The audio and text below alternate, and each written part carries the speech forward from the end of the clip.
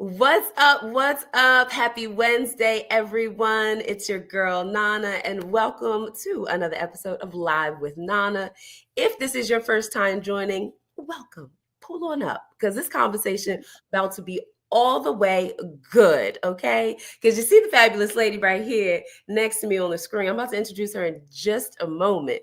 But if this is your first time joining, what's going on? Welcome. I'm Nana Badu. I'm an image consultant and speaker, and I talk about all things related to style, confidence, and authenticity for women in the workplace. And today we are going to have a real gem of a conversation that I feel like is so relevant all the time, but I'm increasingly excited for the gems that are going to be dropped about this topic, especially how things are in the climate today. All right. So if you're pulling up, pop in the comments, say a hello, and let us know where you're tuning in from. And without further ado, let me introduce y'all to Nikki Thomas. Okay. Nikki Hey, is y'all. that's the Georgia coming out. Yeah. Nikki is a licensed associate real estate broker. She's with the Leventhal Thompson team at the Corcoran Group. Okay, and she deals in residential sales and rental properties in Manhattan and Brooklyn, right here in New York City. And she's been doing this for over 17 years, working with buyers, sellers, renters, and landlords in New York City, especially those first time home buyers.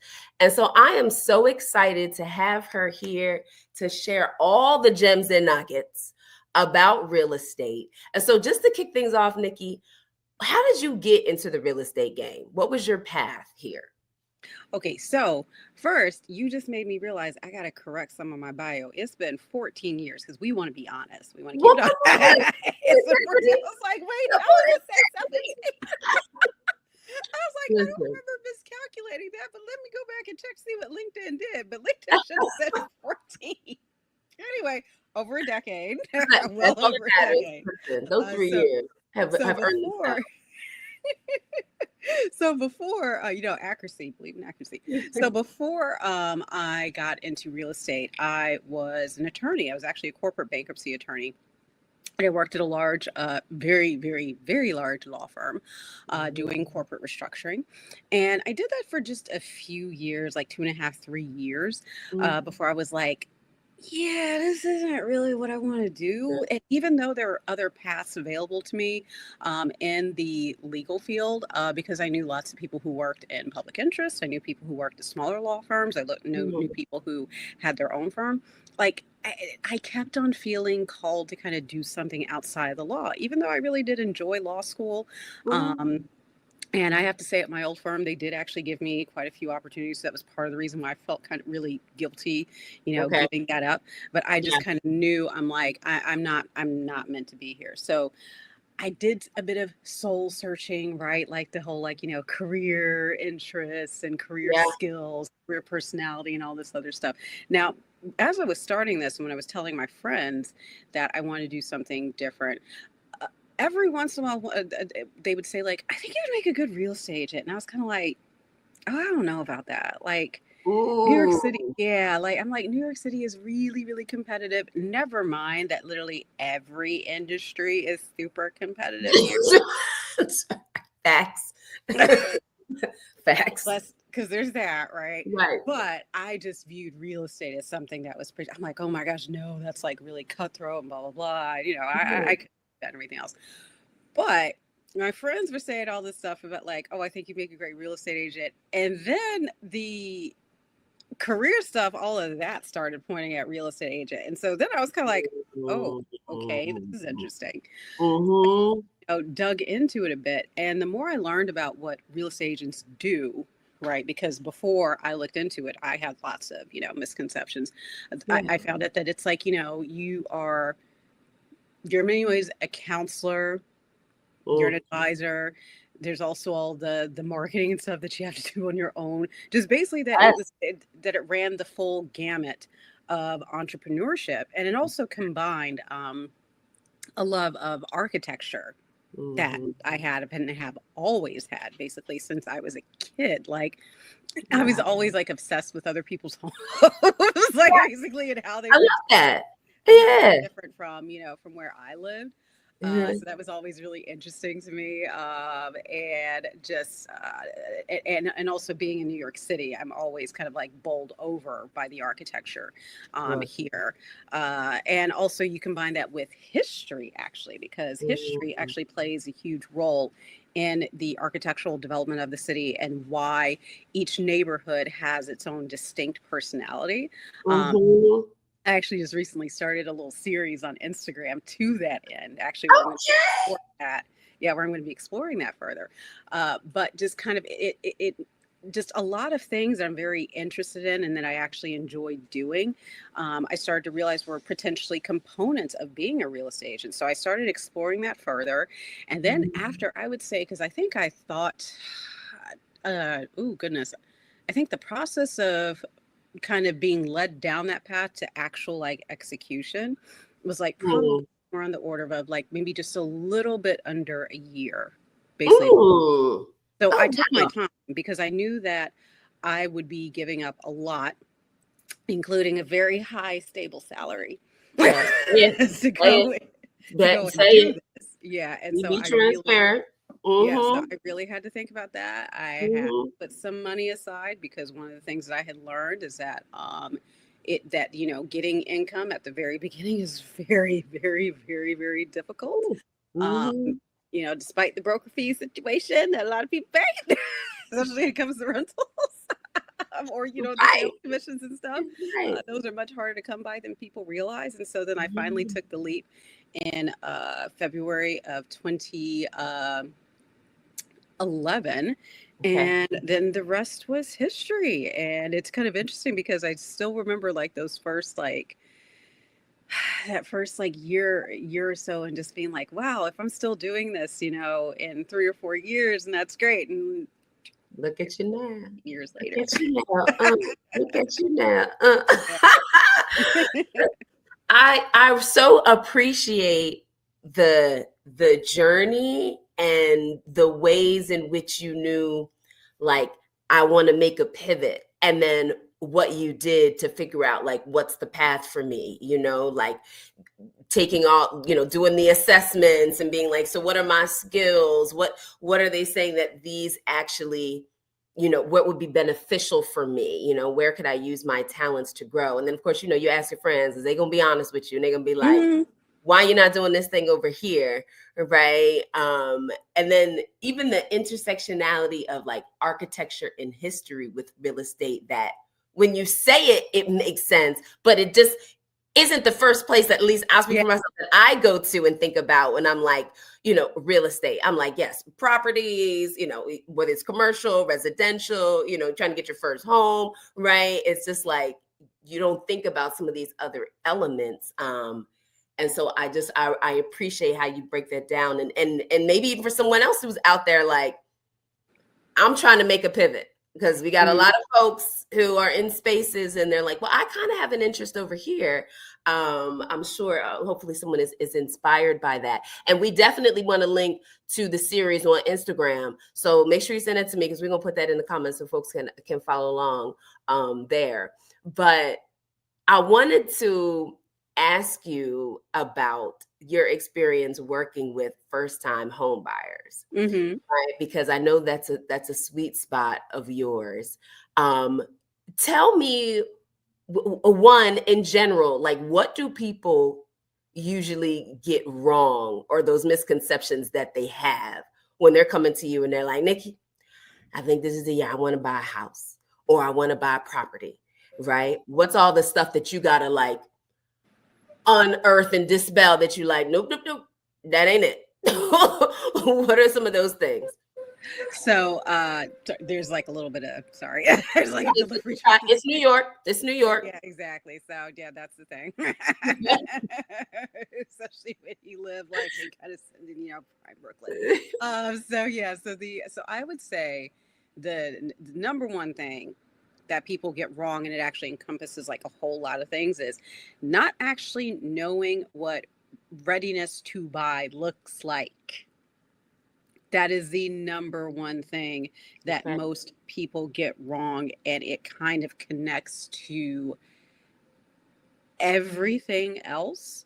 Mm, And it's kind of like the other thing too is just kind of like not having any sort of understanding in terms of like, yes, I go out and I look at places, and at some point I put in an offer, but then other than that, the process is just almost kind of like a black box for most ooh, people.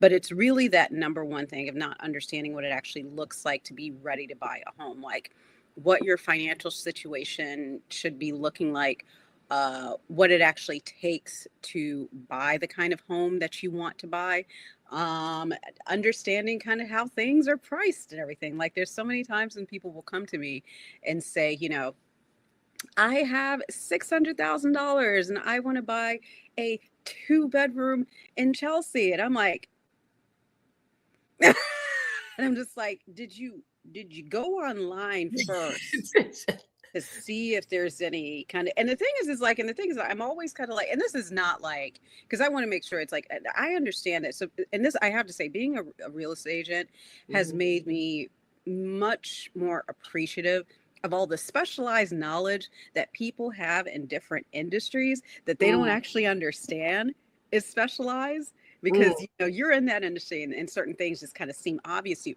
but to other people it's not.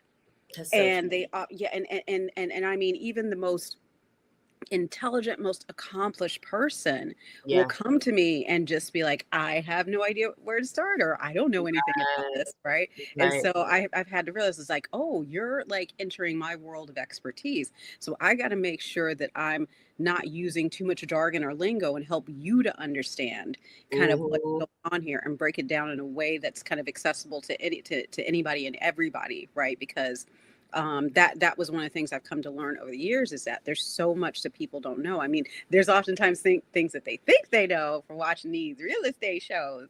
Yes, yes, yes, yes, and break them on down, because we need to make sure that we ain't walking in doing ourselves a disservice. How about, well, I heard and I saw and I watched on, and you like, go Yeah. watch the show.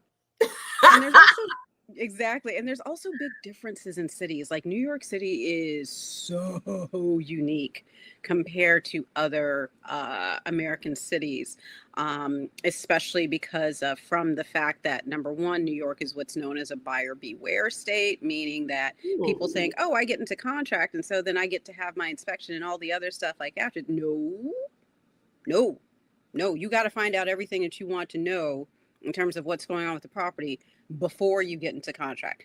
That's why you have an attorney, and that's why you have due diligence, right? But a lot of people don't know that, because they're not seeing this on, like, a lot of the property shows, or their friends and family who live in other cities and other states didn't go through that process, Yes. right? So that's one of those common misperceptions.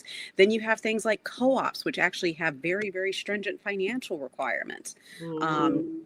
that people have to meet, including what's known as a post-closing liquidity requirement, meaning even after all the money that you've saved up for your down payment, they want to see that you have money left over after the down payment. All in yo, Yes, all in your bank account. The yes, way. exactly.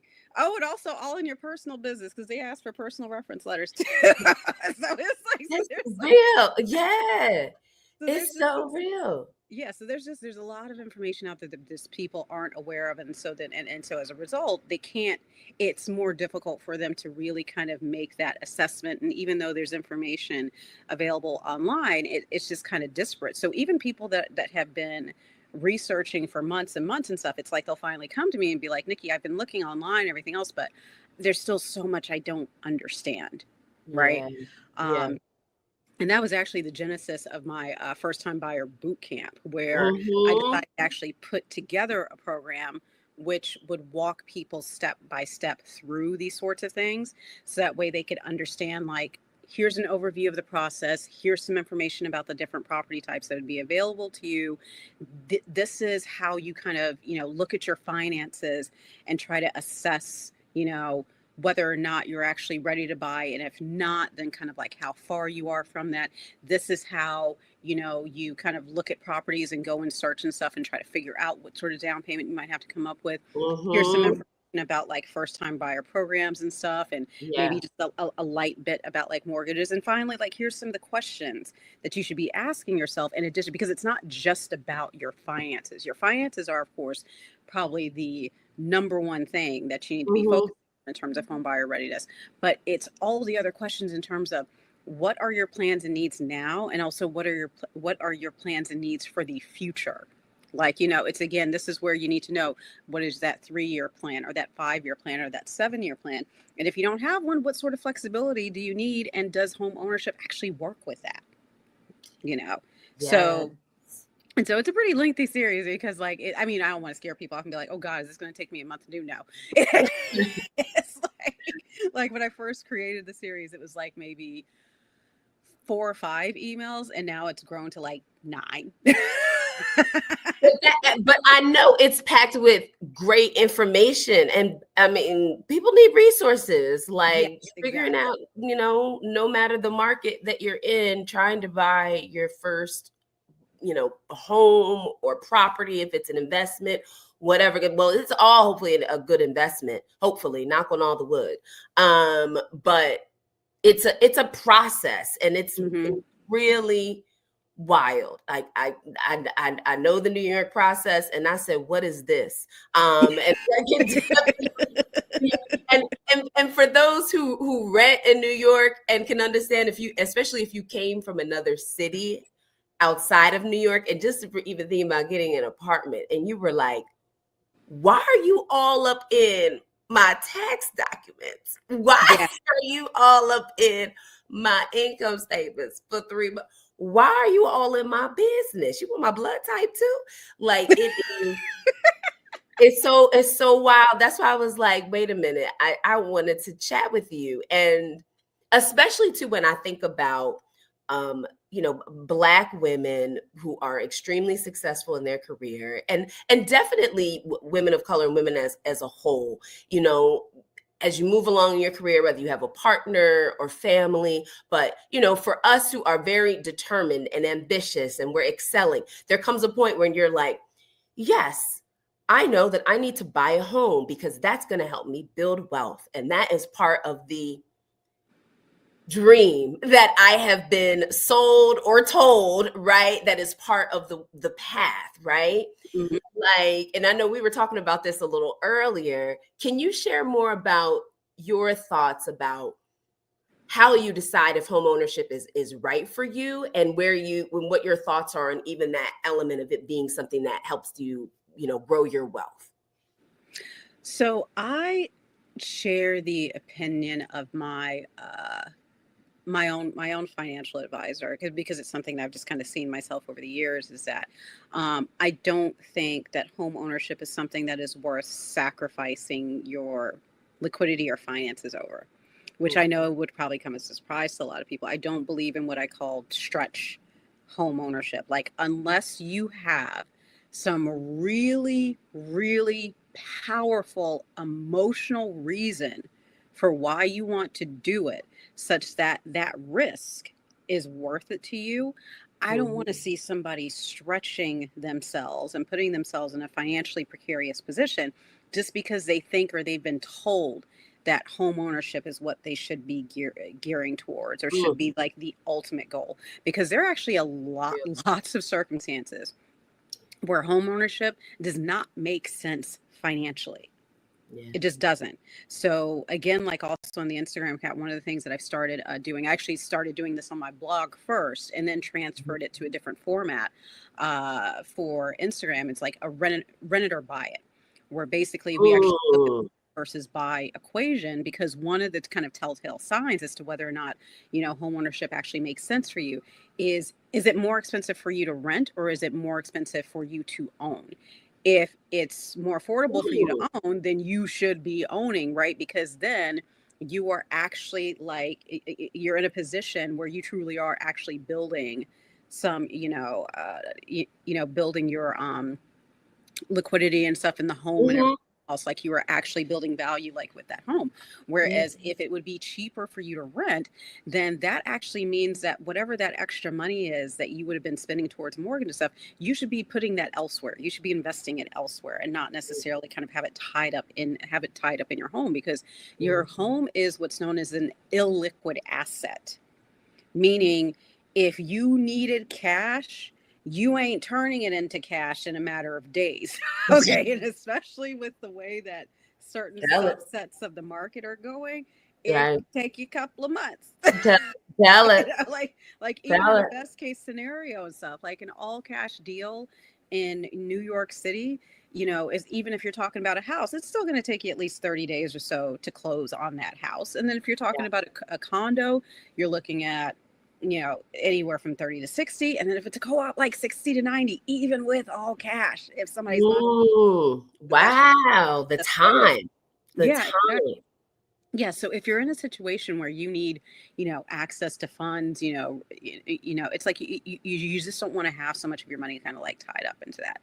So that's one of the things, is that, but that being said, home ownership does offer stability, predictability, and a greater connection to your community. And, it allows you to root down. And it's also much harder to displace a homeowner than it is to displace a renter. Ooh. Especially in a place where, even though New York State has instituted some additional protections for renters now with the good cause eviction Mhm. law that went into effect, I believe, officially last year, Mm. in terms of, like, the notices that have to, it's basically limitations regarding, like, rent increases and the kinds of notice that has to be given, and Yeah. ability to challenge and that sort of thing. Yeah. It's still, you can still, like, rents, like, unless you were, like, rent controlled or rent stabilized and stuff, it's like that is still not guaranteed. So Mm. it's easier to kind of get pushed out of an area due to higher rents than it is if you actually own your property. Now, property owners still face their own challenges, such as higher assessments for the, tax assessments for their properties, right? So you Yeah. do see, like, increased, taxes in Right. that regard, but that's still quite different from, increases in, rents and everything else. And there's just a greater degree of control and being able to kind of, like, stay put, which is actually quite important. And again, like I said, like, in terms of the stability, in terms of predictability of, expenses, again, yes, you do have your utilities and all this other stuff, utilities and Mhm.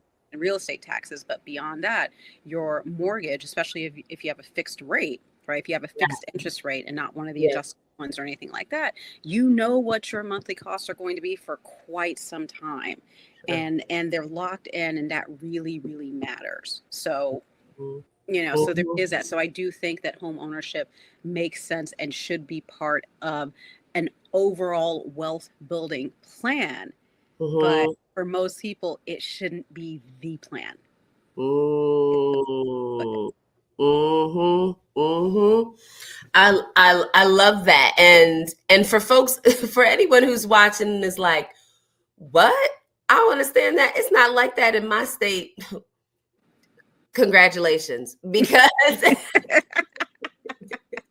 some of the details you might be hearing around the challenges with renting, and how, if you are in a rent stabilized or rent controlled situation, stay there, like the personal opinion, like, just some of the things that are really challenging when it comes to where you decide to live. That shouldn't be, but it's overwhelmingly challenging in New York City and New York State. Yeah, yeah, go ahead. I will have to say it's getting increasingly challenging in other cities too.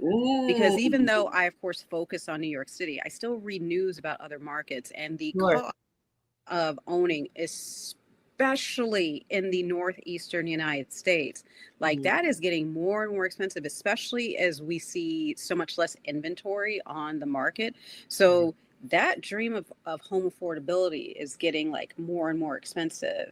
And Yeah. true, there are a lot more, first time home buyer programs and stuff that people can more easily take advantage of elsewhere. So home Mhm. ownership, I think it's still much more achievable in other Mhm. outside of New York City compared to New York City. But there's some places where I talk to some agents from other cities all the time and stuff, and the things that they tell me, I'm like, okay, like Ooh. I didn't expect that in Denver. I didn't expect that in Atlanta. I wasn't Mm. expecting. Now San Francisco, I'm kind of like, yeah, Yeah, yeah, yeah, we understand. Your brother and sister. yeah. Yeah, Certain places, I'm kind of like, yeah. But right. there's just like, but yeah, no other. But like I've heard, Boston is an incredibly difficult market. Mm. There's a lot of places where it's like it's still, it's getting tougher out Yeah, there. yeah, And then also you compound that with the fact that rents have also actually been increased. There's a lot of cities where rents have actually been going down significantly, which I think, which is great in terms of affordability and people actually having greater economic stability, because I think all that stuff spills over into being something that's good for for sure. me as an agent, good for all of us, right? In the Mhm. long, it may not seem like that in the short term.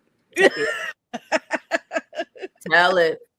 Yeah. But people being able to have greater mobility actually is a good thing for real estate agents, because that's going to Mm. mean more transactions over the long haul as people are able to move and go and do different things to either pursue dreams or different opportunities and everything else. We got to be more forward looking, Yeah. um, but yeah, but in a lot of places, like, rents have been increasing also, especially because, new home construction, it's not just, in terms of, for purchase.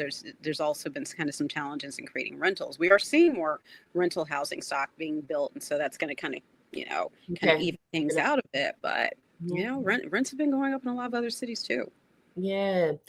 I mean, it's a really earnest time. I mean, I'm sure anybody's watching, you've been looking at the markets and just been like, what is this roller coaster ride that this is on? And I don't know when it's going up. And I I'm gonna just put a pin in it at that. We don't know when it's going up. Okay. But it's so wild and crazy. And it has a lot of people thinking about their plans, right? And what's the next step and what should I be doing? And if I was thinking about getting a home, is it the right time, right?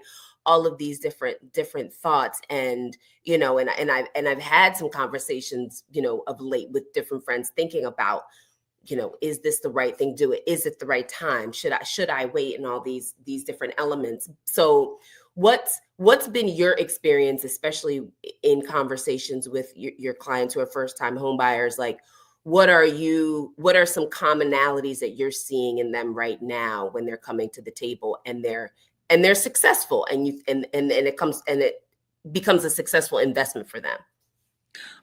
Well, basically, it's that.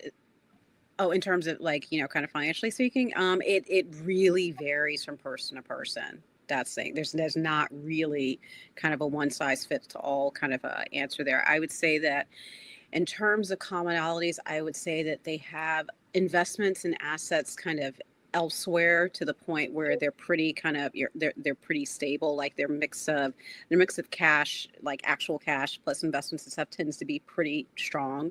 Mm-hmm. They also oftentimes have longer time horizons in terms of how long they plan on holding the property. Mm-hmm. Real estate really is more of a buy and hold situation, to the extent that you can, unless you again, that whole rent versus buy equation, where basically Right. ownership is definitely kind of like the winner compared to renting. Then it does make more sense to own, and then you just kind of hold on to it for as long as it's practical for you, in order to try to, like, avoid, any sort of down Right. the line. But yeah, so I would say that, like, basically time horizon, they have a really good asset mix, basically. And I would say, and also, they don't try to stretch themselves too much in terms of the home that they can afford. Like their home, their monthly mortgage payments, and also the monthly carrying costs, like whatever those might be. Right. So in the case of, if you're in New York City, that would be like your maintenance, your common charges and stuff, and taxes. If you're outside of New York City, that's going to be, your taxes, any sort of HOA fees, um, Mm-hmm. things like that, are really easy for them to handle, Yeah. basically. So if they encountered any sort of emergency situation, they would have the funds to kind of take care of themselves for a while, in the event if they found themselves, unemployed or something like that. So those are really kind of like the commonalities. Mhm.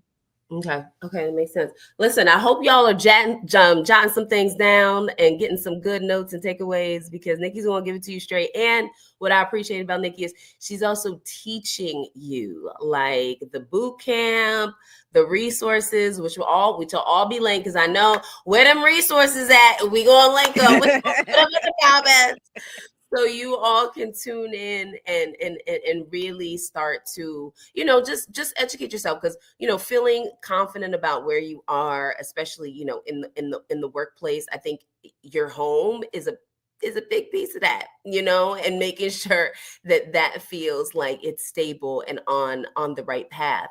So we love and appreciate that.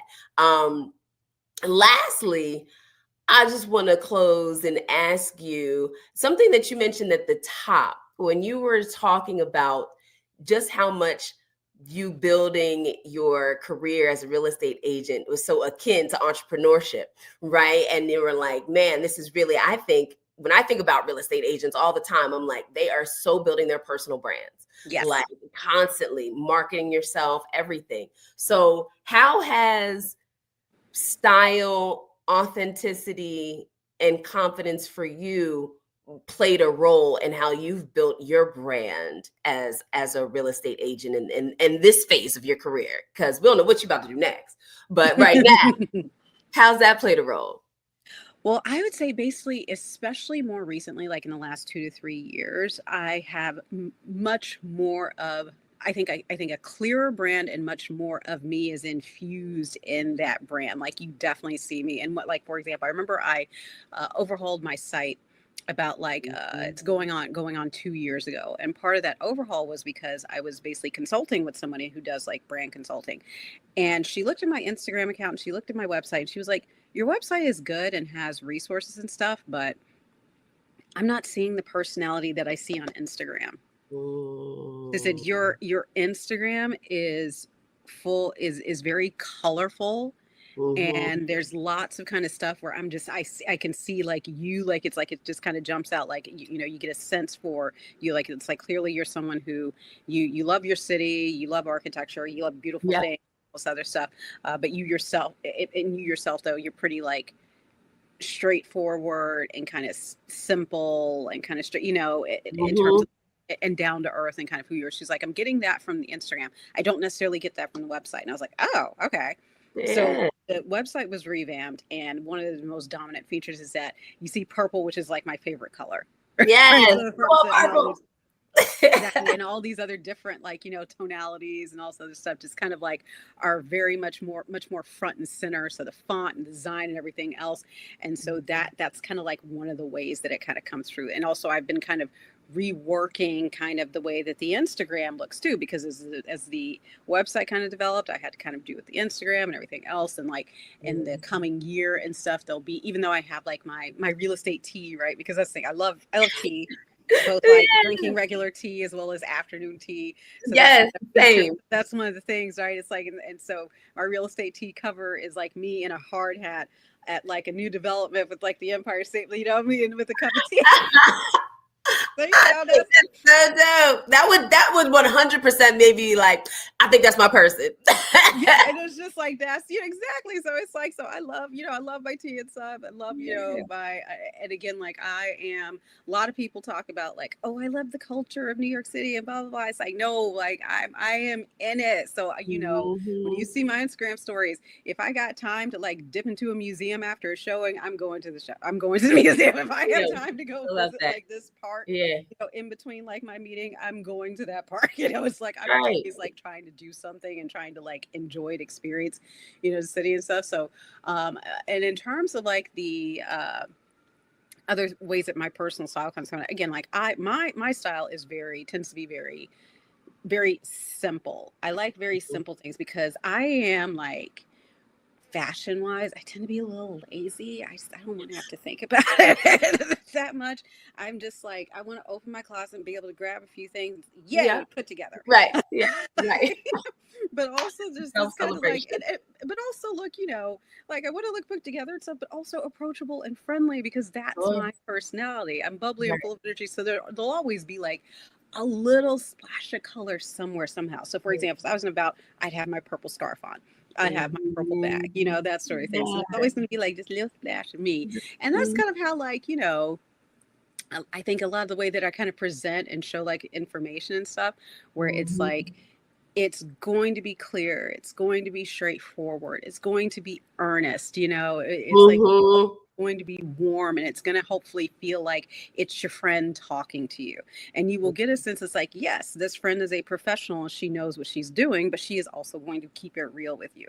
And so that's what I'm Mhm. across with the brand. And more I think as I've been kind of, because I would say I've really experienced more of a major shift like within the last year in terms of bringing that in, and I'm getting Mhm. kind of a clearer sense. So maybe like, again, hopefully within like the next 6 months to a year, that it'll be even more and more evident in like the things that I'm putting out there, and especially in terms of content and stuff. But yeah. Yeah, I love that. And the continuous evolution, like as you're growing, evolving, the brand will shift. Like that's just naturally what will happen, right? Yeah, Like, exactly. And I've been shifting it because also too, the as my confidence has grown, like in terms mm, of within my career, I kind of find myself even like a different way in which I kind of like guide and talk to my clients and stuff. I feel like mm. um interesting enough, I kind of feel like the more you gain in confidence, the more comfortable you are in being quiet. That's a even word. even though I have Yes. like a lot to say, I have learned to really, really center my clients in this process and not have it be about what I need and what I need to tell them, but kind of Mhm. sitting back, listening to what they are telling me, and then really using my skills and my knowledge to help them achieve those goals. And sometimes I'm able to do it in a way that they can't see yet. Like there's Sure. tons of times when I can kind of see a place or a property type or something that I think is going to be a good fit for someone, but they don't see it yet. And I've learned, like when I was earlier on in my career, I would try to like, I'd be much more likely to try to push that up. But now I understand, I'm like, I have to let them see that first. I have to let them Mm. come to that conclusion. I can help guide them along and help show them possibilities, but I have to sit back and wait and be patient and let them come around to see it. Because also sometimes I'm wrong. That's the other thing too. I think when you get more confident, you're okay with being wrong because it's not the end of the world. Yes. Because it's not. And I Come even will on. sometimes, and I will even tell clients outright sometimes, I'm like, I think this, that, and that, right? I Yeah. say, but also I could be wrong. Yeah. so here's what so here's what I think you should do based on Right. my experience. But if your gut is telling you that you want to do X, Y, and Z and blah, blah, blah, and you are not going to feel comfortable or secure unless we approach it this way, Mhm. then okay, we're going to listen to you. We're going to try it. Let's make sure that we got a backup plan for in case it don't go the way that we want. Right. Right. Because you're gonna keep them that prepared. we You're can gonna keep them that we prepared. can execute on very, very quickly, and let us make sure we understand the risk in Yeah. case it don't go the way you want it to. But That's called the good friend, but yeah, in this case, the good realtor. Okay. Who's going to be honest, but also make sure you got a contingency plan because you'll be like, not yes, on my because watch. listen, literally what I used to do as a bankruptcy attorney was contingency planning. That, not the full circle, not the full circle in the experience. I love that. Listen. I hope you count this good last word that Nikki just dropped right now as you are thinking about whether you're in your career right now or just in any space. As your confidence grows, the more quiet you get, the more you listen, and help guide your clients in the process and show them what could be. That's an entire word. If I had a microphone, Um,